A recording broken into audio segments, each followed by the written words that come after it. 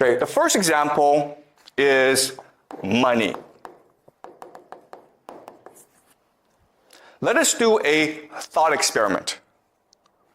I'm a bank, okay? I decide I want to open a bank.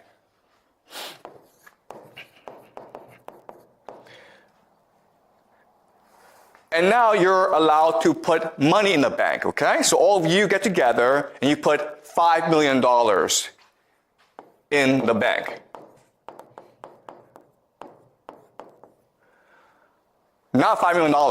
Now, why do you put $5 million into my bank? Because I promise you 1% interest, right? 1% interest.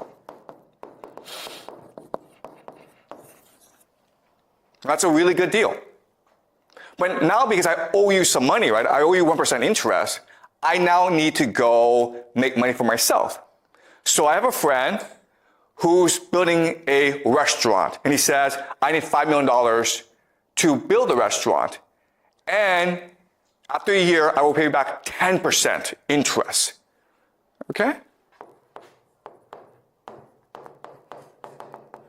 10% interest. And so I make a 9% profit, and I can use that to pay my employees, to pay myself a salary, to build a new building, okay? So now I want you to think about this. I'm the bank, I got $5 million in deposit money, then I gave out a $5 million loan. Today, how much money is in the bank? Countless. Countless. How much money now do I have? I got $5 million from you guys, then I gave it out to someone else, right? So how much money is in the bank right now?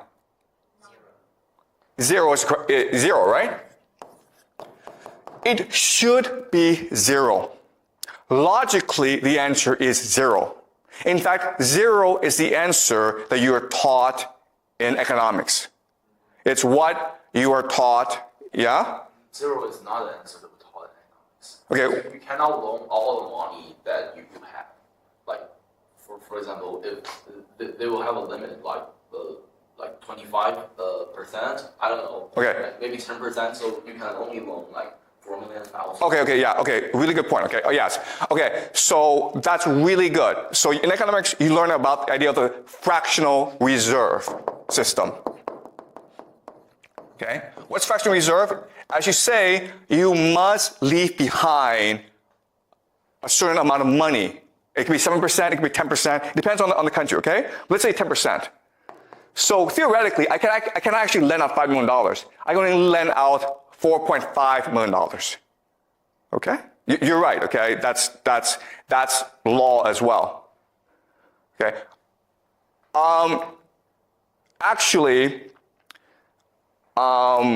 Okay, let's say I lend out $4.5 million, okay? Now how much money do I have in the bank? Yeah, $500,000, right?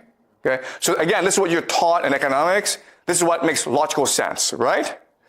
The correct answer, what actually happens in real life, is you now have $9.5 million. Okay, that is the correct answer. This makes no sense, right? But it happens in reality. And how do we know? Because over the past 20 years, Chinese banks, like the Bank of China, the Bank of Industry and Commerce, the Agricultural Bank of China. If you Google these banks, what you will see is, these past 20 years, these banks have become the largest in the world. How did that happen?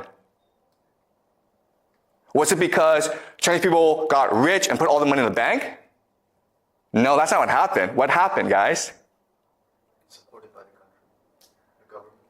Okay, what happened was, these banks start to lend money out to corporations, to government, to people, to build skyscrapers, to build roads. In other words, the banks started to create money out of nothing in order to finance China's infrastructure projects. And that's what banks are allowed to do. They're allowed to print money, create money out of nothing. Okay, does that make sense? Now the question then is, wait a minute here. That's kind of absurd. How this system come into being? How's it created? Okay, well actually, there's a very easy explanation for where we got the system from. All right, so let me explain the history and the origin of the system. So in the beginning, it was merchants who engaged in finance because merchants needed money in order to facilitate trade. Okay? And some merchants became extremely wealthy. And when they became very wealthy, they started banks in order to support trade and other merchants. Okay, so these banks traded in gold because that was the primary source and supply of money back then. Okay, so what happened is you would come and you would put your money, your gold, in a bank for safekeeping. And the bank would give you a contract, right? A contract is just saying, thank you for giving me your gold. I promise to give back your gold at any time that you want it. And that's what we call a receipt, right? And this would allow for better and easier trade. Because now I can take this contract and I can go to England, okay? Maybe I'm based in Italy. But now I can go to England and say, listen, I need to buy cotton or bananas from you. And the person is like, well, what are you going to give me? I'm going to give you gold, right? So I take the receipt and I give it to you, right? And why do we do this? Because it's a lot easier than giving gold to other people. And so this system would facilitate trade throughout the world. Does it make sense? Now, I'm the bank. I have all this gold. And I want to make money with it. So I want to give it to other people. So other merchants would come to me and say, listen, I need gold. Can you lend me out gold? Right? But I say to him, yeah, but if I give you out the gold, you have a security issue. It's inconvenient for you. So why don't I give you a receipt, a contract instead? Does that make sense? Because all I need is a contract, all I need is a receipt in order to go and do trade elsewhere. Right? So by doing this, what I've done is I've doubled the gold in my bank, right? I've created money out of nothing. So the gold is still 5 million. That hasn't changed, but the receipt is now 5 million plus 5 million. So theoretically, I now have 10 million in the bank. All right? So that's how money and finance works. Now, there's a problem with the system. What's the problem with the system? What do you mean?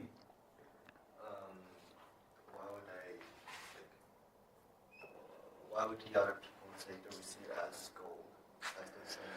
Okay, that's a good question, okay? Why is it that people believe in me? Okay? The answer is very simple. The answer is because for most of human history, people didn't need money. If you were just a normal person, what were you doing? Were you in a village growing crops? If you wanted to like get new stuff, what would you do? You would trade with someone else, right? Maybe you have a gold that I want. Well, then I would trade you a cow for it. So we didn't actually need money. So for most of human history, no one had any need for money. It was only in certain circumstances that you would want money. So for example, marriage, right? Okay? So throughout most of human history, money represented debt that could be unpaid. Debt that could never be repaid. So for example, a very common thing is, maybe you and I fight, and I kill you. Well, in theory, your family should now come and kill me. But obviously that would create a lot of problems, right? So the way to settle the dispute is, I would give your family money. because money was symbolically meant to say, I'm sorry I killed you. This is a debt that can never be repaid. Right? That's what money was used for in most circumstances throughout human history. There was no actually real use for money. It was symbolic. But with the rise of trade and with merchants, they needed money in order to facilitate the trade. But these merchants all knew each other, so they trusted each other anyway. So money was a mechanism for them to trade easier, okay? Does that make sense? All right? Okay, so let's go back to the question.